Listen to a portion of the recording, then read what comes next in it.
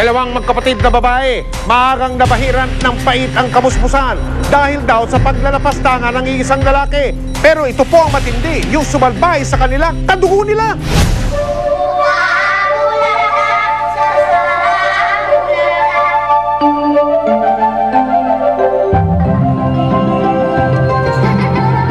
Karapatan ng bawat bata ang makapaglaro at makapaglibang.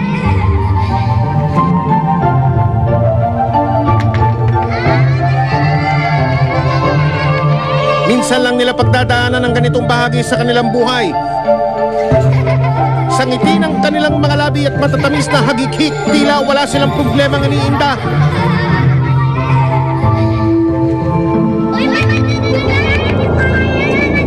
Pero sa totoong laro ng buhay,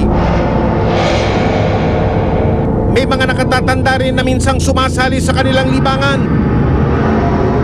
At karaniwan sila pa ang madaya at magulang. Ang dalagitang itatago natin sa pangalang Jenny, tila hindi pa rin napaglilipasan ang kanyang kamusmusan. 14 na taong gulang na siya pero nakikipaglaro pa sa mga nakababatang pinsan. Pero nang minsan silang maglaro ng pass the message ng pinsang itatago natin sa pagkakakilanlan, nagulat si Jenny sa inamin ng 6 na taong gulang na si Emily. Sabi niya sa akin, ano may sasabihin daw siya sa akin. Tapos tinatawag siya, tapos pinapaakyat sa bahay sa kwarto ng lolo namin. Tapos pinapalak yung pinto. Ang lolo nilang tatawagin nating si Lolo Hector, tila gusto raw makipagbahay-bahayan. At dahil kapitbahay raw siya ng mga bata, madali siyang nakasali sa laro nila. Tapos pinapapatong salita. Tapos kinigis na daw yung ano niya. Hindi pa raw nagkasya sa isang kalarong bata dahil ang pananalbahe raw kay Emily na ulit naman sa 4 na taong gulang niyang kapatid na si Lucy. Sus Maria, may saling kit-kit pa! Sabi naman ng lolo namin, sige papasukin mo. Tapos nilak daw ulit yung pinto, pinapasok yung 4 years old namin pinsan. Tapos sabi ng lolo namin, maghubad din daw yung 4 years old kong pinsan. Tapos naghubad din. Pero kabili-bilinan ni Lolo, huwag magsusumbong kahit kanino. Binigyan daw ng tig-2 Sinabi rin nila sa amin yun na, ate, huwag mo pagkakalat ha. Huwag mo sasabihin sa mama ko ha. Gugulpihin kami nun eh. Pero hindi na raw napigilang isumbong ni Jenny ang kalapastangan ng ginawa raw sa kanyang pinsan. Nagalit po ako nung sinabi na sa akin yun ng pinsan ko. Hindi namin alam yung gagawin namin ng ate ko, kaya sinumbong na lang namin sa mama namin. Ang tiyahin ng mga bata, halos kumulurin ang dugo nang marinig ang naturang kwento. Nung nagkwento sa akin yung mga anak ko, para silang takot, na nagulat, nagtataka. Kasi nga hindi nila akalain na magagawa yun ng lolo nila dun sa mga apo niya na mas maliliit pa. 47 taong gulang na si Lolo Hector. Wala naman daw kaso kung maging laman siya parati ng mga sugalan. Pero ang hindi raw lubos maisip ng kanyang pamilya, bakit pati mga bata isinasali sa larong magagawa lang ng isang may maraming konsensya? Yung loob nila, magaang sa lolo nila kasi nga kasama nila na lumaki, inaalagaan sila, pinapaliguan, pinapakain. Maalaga naman siya, parang wala siyang gagawing iba. Kaya hindi mo maiisip na ginawa niya yun o magagawa niya yun.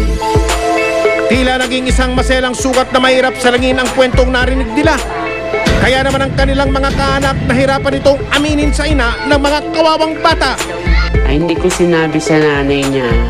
Nung nalaman ko yun talagang kinimkim ko kasi nga yung kapatid ko may takot yan sa tatay niya kasi nga syempre magulang yun tsaka mabigat ang kamay niya.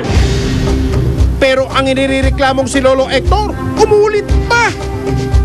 Na-shock talaga ako. Tapos tinanong ko ulit, totoo bang kaninang umaga o noong pang nakaraan? Sabi ko. Sabi niya, hindi. Kanina umaga.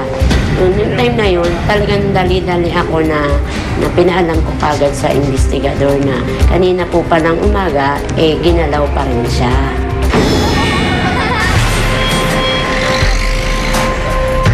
Sabi nga nila kapag puno na ang salok, dapat nang kalusin. Kaya't dumulog ang tiyahin ng mga sinasabing biktima sa Quezon City Social Services Department. Maingat namang pinakinggan ng mga social worker ang kwento ng nagrereklamo. Maging ang mga otoridad na alarma sa narinig na kwento.